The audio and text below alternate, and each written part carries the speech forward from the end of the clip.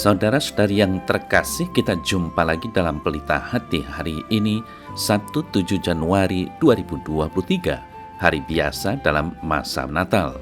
Bersama saya Romo Thomas Suratno SC dari Paroki Cilandak, Jakarta Selatan, mendengar dan merenungkan sabda Tuhan, yakni firman Tuhan yang tersurat dalam Injil Yohanes, bab atau pasal 2 ayat 1 sampai dengan ayat 12.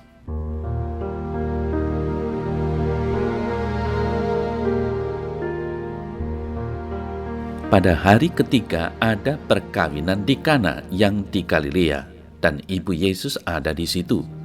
Yesus dan murid-muridnya diundang juga ke perkawinan itu.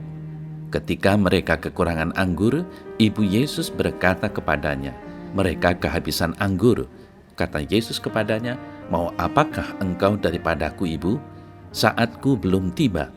Tetapi ibu Yesus berkata kepada pelayan-pelayan, "Apa yang dikatakan kepadamu, buatlah itu."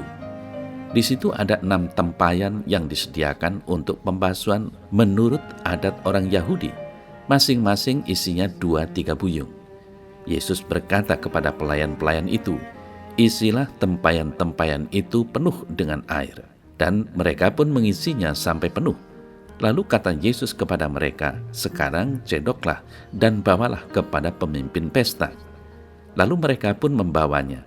Setelah pemimpin pesta itu mengecap air yang telah menjadi anggur itu, dan ia tidak tahu dari mana datangnya, tetapi pelayan-pelayan yang mencedok air itu mengetahuinya. Ia memanggil mempelai laki-laki dan berkata kepadanya, "Setiap orang menghidangkan anggur yang baik dulu, dan sesudah orang puas minum, barulah yang kurang baik. Akan tetapi engkau menyimpan anggur yang baik sampai sekarang." Hal itu dibuat Yesus di Kana yang di Galilea sebagai yang pertama dari tanda-tandanya, dan dengan itu ia telah menyatakan kemuliaannya dan murid-muridnya percaya kepadanya. Sesudah itu Yesus pergi ke Kapernaum bersama-sama dengan ibunya dan saudara-saudaranya dan murid-muridnya, dan mereka tinggal di situ hanya beberapa hari saja.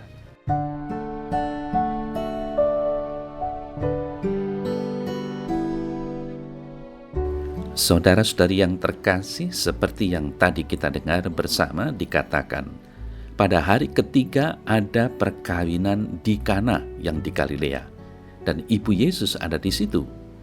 Yesus dan murid-muridnya diundang juga ke perkawinan itu. Ketika mereka kekurangan anggur, ibu Yesus berkata kepadanya, "Mereka kehabisan anggur." Kata Yesus kepadanya, "Mau apakah engkau daripadaku, ibu? Saatku belum tiba." Tetapi ibu Yesus berkata kepada pelayan-pelayan, "Apa yang dikatakan kepadamu, buatlah itu." Saudara-saudari yang terkasih, dari ayat ini terlihat jelas bahwa Maria membuat permohonan kepada Yesus dengan mengatakan mereka kehabisan anggur. Dan Yesus mengerti permohonan ini dan bukan sekedar pemberitahuan, sehingga dia mengatakan, "Mau apakah engkau daripadaku, ibu? Saatku belum tiba." Hal ini adalah sama saja dengan mengatakan, "Mengapa engkau, Ibu Maria, meminta aku untuk melakukan suatu mukjizat yang belum saatnya aku lakukan?" Percaya dan tahu akan putranya, maka Bunda Maria bukan memohon kepada para pelayan, namun memerintahkan kepada para pelayan untuk melakukan apapun yang dikatakan oleh Yesus. Lalu saudara-saudari yang terkasih, kita jangan lupa bahwa Maria adalah satu-satunya orang yang pernah dilahirkan di dunia ini yang berkumpul dengan Yesus setiap hari sejak di kandungan sampai sekitar 30 tahun. Inilah sebabnya kalau ada orang yang paling mengerti Yesus, maka orang itu adalah Bunda Maria. Mungkin kita bersama-sama dapat merenungkan bahwa jika kita yang mengklaim telah menerima Roh Kudus dapat mengerti ajaran Yesus dan apa yang dilakukan oleh Yesus, maka terlebih lagi Bunda Maria, sang mempelai Roh Kudus. Bunda Maria telah mengandung Sang Sabda, hidup bersama-sama dengan Sang Sabda selama 30 tahun. Setiap hari mengasihi Sang Sabda, sehingga Sabda tersebut menyatu dalam kehidupannya, perkataannya, dan perbuatannya, dan seluruh keberadaan dirinya. Saudara-saudari yang terkasih, Bunda Maria sungguh mengenal dan memahami ajaran dan kehendak Kristus Putranya, sehingga apa yang dipikirkan, dilakukan, dan diminta oleh Bunda Maria senantiasa sesuai dan sejalan dengan kehendak Kristus Sang Sabda. Dengan fakta ini, kita harus mengakui bahwa Bunda Maria dan Yesus mempunyai hubungan yang begitu dekat, begitu murni, saling membagi, sehingga keduanya dapat mengatakan, "Ini aku milikmu." Yesus sendiri sebagai manusia dalam kebudayaan Yahudi menghormati dan taat kepada orang tuanya. Ini dicatat dalam Injil Lukas. Lalu ia pulang bersama-sama mereka ke Nazaret, dan ia tetap hidup dalam asuhan mereka. Dan ibunya menyimpan semua perkara itu di dalam hatinya. Dan Yesus makin bertambah besar dan bertambah hikmatnya dan besarnya, dan makin dikasihi oleh Allah dan manusia. Lukas 2 ayat 51 sampai dengan 52. Akhirnya, saudara-saudara yang terkasih, mungkin penjelasan dari beberapa bapak gereja dapat membantu kita. Santo Bernardus menjelaskan perikop ini di dalam khotbahnya. Demikian, "Saya melihat dengan jelas bahwa Yesus mengatakan, 'Mau apakah engkau daripadaku, Ibu?'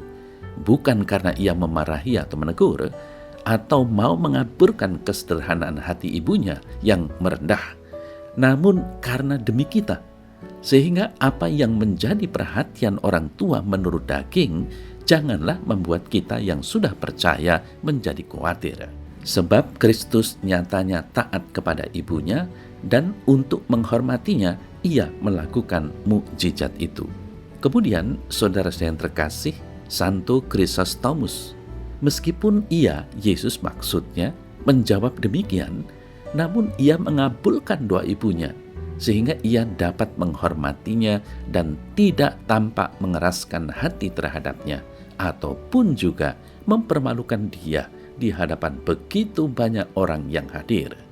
Dan yang terakhir, Etimus mengatakan, betapa besar Yesus menghormati Maria adalah jelas dari banyak kejadian, termasuk juga di sini bahwa ia memenuhi permintaannya.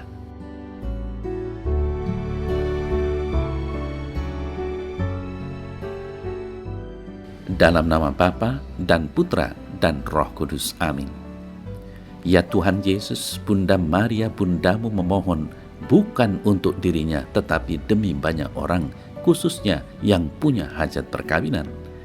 Walau waktumu membuat mukjizat belum tiba, namun karena Bunda Maria sungguh percaya padamu, sehingga dia memerintahkan para pelayan untuk mengikuti apa yang kau inginkan, maka terjadilah mukjizat itu.